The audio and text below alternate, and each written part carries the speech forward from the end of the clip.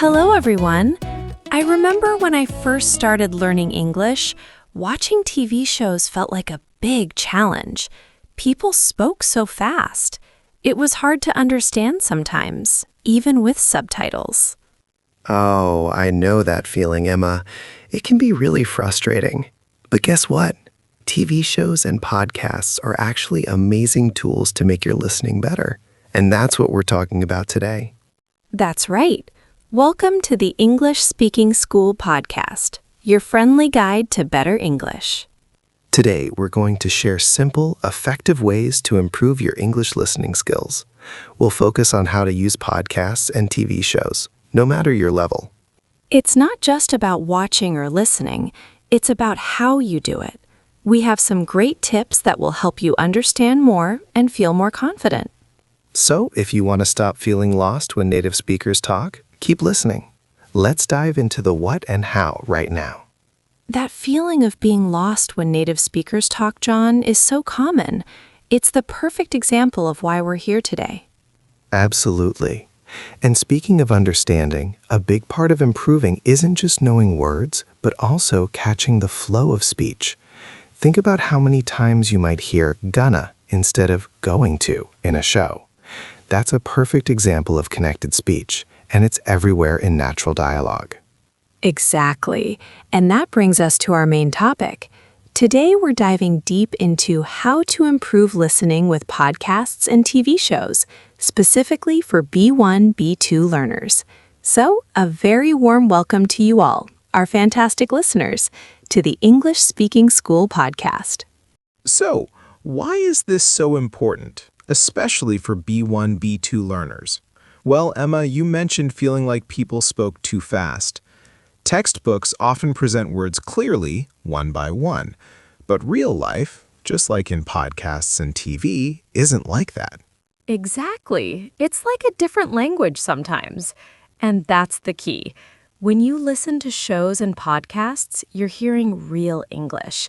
Not just single words, but how words connect, how people pause, how their voice goes up or down.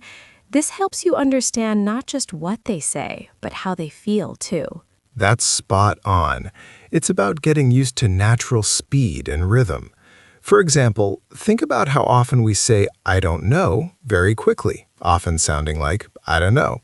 Or, what are you doing becomes, what you doing. These are common reductions that make native speech sound fast, but once you train your ear, it clicks. And that practice really helps you move past that lost feeling I talked about at the beginning.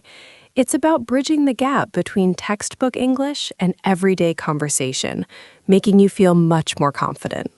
And before we dive even deeper into specific strategies, we have a quick request for all of you wonderful listeners out there.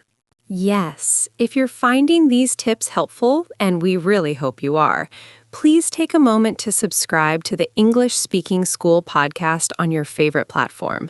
It helps us reach more learners like you. Absolutely. And if you wouldn't mind giving us a like or a 5-star rating, it really makes a difference. Also, sharing this episode with a friend who's also learning English helps them too.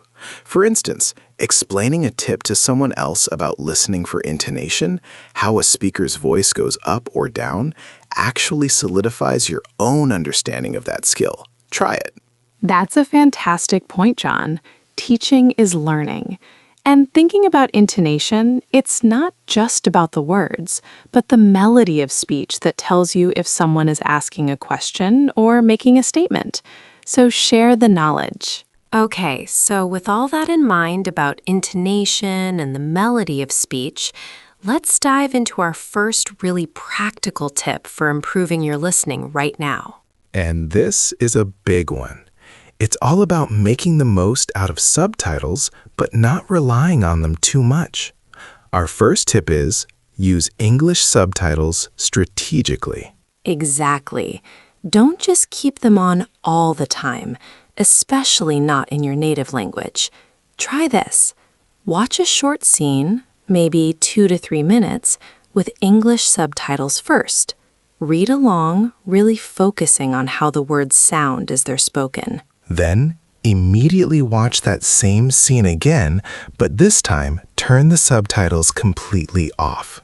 This forces your brain to connect the sounds you just saw written down to what you're hearing.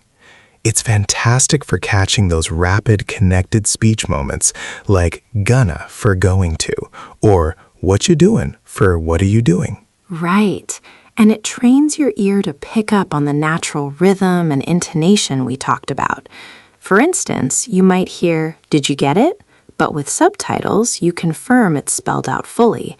The second time without subtitles, your ear is already prepped for that dija sound and knows what it means, building a stronger connection. That's a perfect example, Emma. Let's do a quick role play to show our listeners what this might sound like. Sounds good. So, John, did you finally finish that series we talked about last week?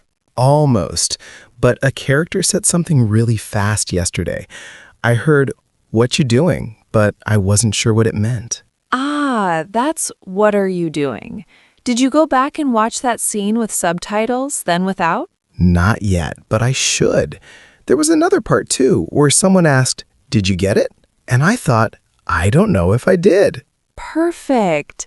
Did you get it means did you get it? That's exactly why this strategy is so helpful. You're going to catch more and more of those.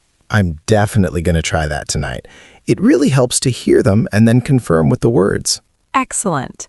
So, listeners, in that quick chat, you heard us use "what you doing, did you get it?" And also, I don't know for I don't know, and gonna try that for going to try that. These are all common in everyday speech. So you can really hear how these shorter forms like gonna and didja make English sound much faster. Absolutely.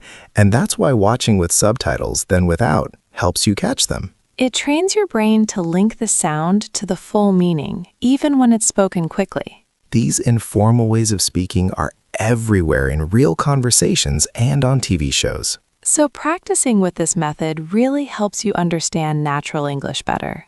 Keep your ears open for them. That's a fantastic point, John. And speaking of keeping ears open, we often get a really common question from our listeners about this topic. Right.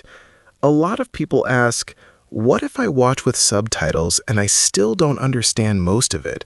Or what if I find it too overwhelming even with English subtitles? That's a totally valid feeling. It can definitely feel like a lot. Our tip here is don't try to understand every single word. Instead, focus on the main ideas and keywords. Exactly. For podcasts, if there's a transcript available, use it. Read it first to get the main idea, then listen. You're not aiming for perfection immediately. When listening to a scene, try to pick out the verbs and nouns first. For example, if someone says, "The cat quickly chased the mouse under the table," just understanding cat chased mouse gives you the core message. Yes, start with the big picture.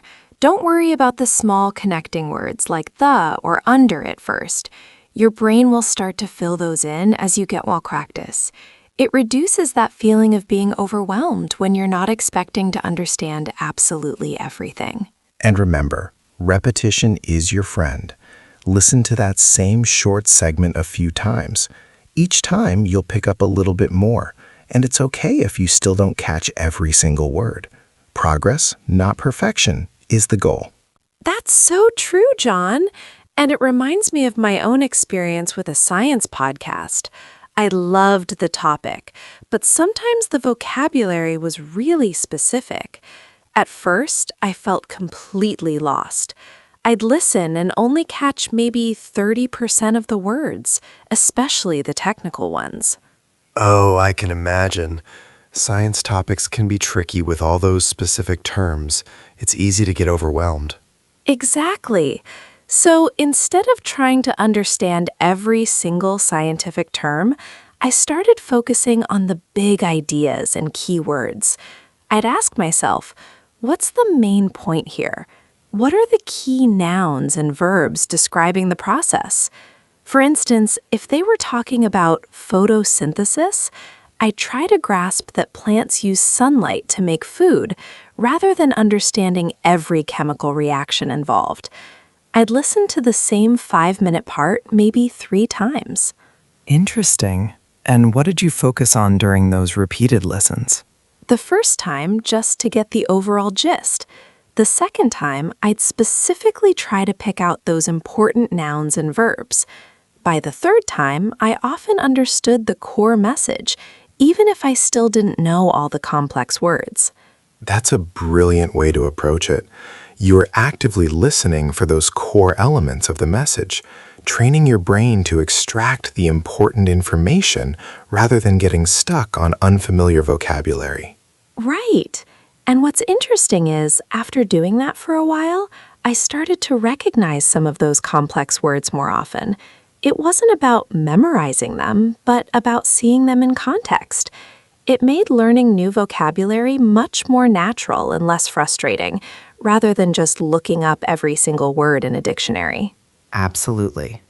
So listeners, this strategy of breaking down complex information into its key components is incredibly helpful.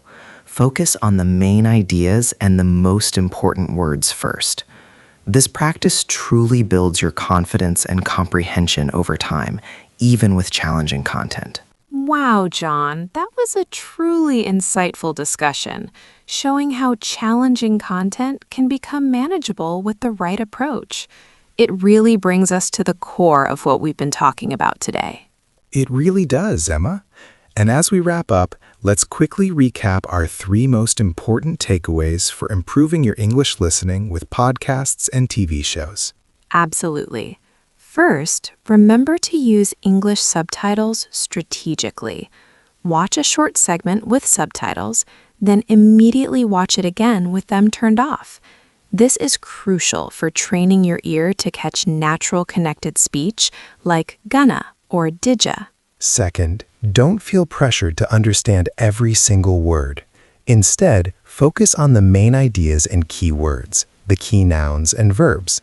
Getting the gist first is far more effective than getting lost in every unfamiliar word. And third, embrace repetition. Listening to the same short segment multiple times allows your brain to process more each time, slowly building your comprehension and confidence. Progress, not perfection, is the goal. Exactly. So for your quick challenge today, choose a 2 to 3 minute clip from your favorite English TV show or a short segment from a podcast with a transcript. Watch or listen to it once with English subtitles or the transcript, paying close attention to the sounds. Then immediately go back and listen to that exact same clip without any text. What new sounds or connected speech do you notice this time? Give it a try. You'll be amazed at how much more you pick up. Thank you so much for joining us on the English Speaking School podcast today.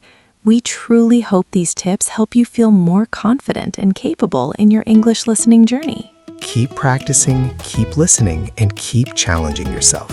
We're here to support you every step of the way. Until next time, take care and happy listening.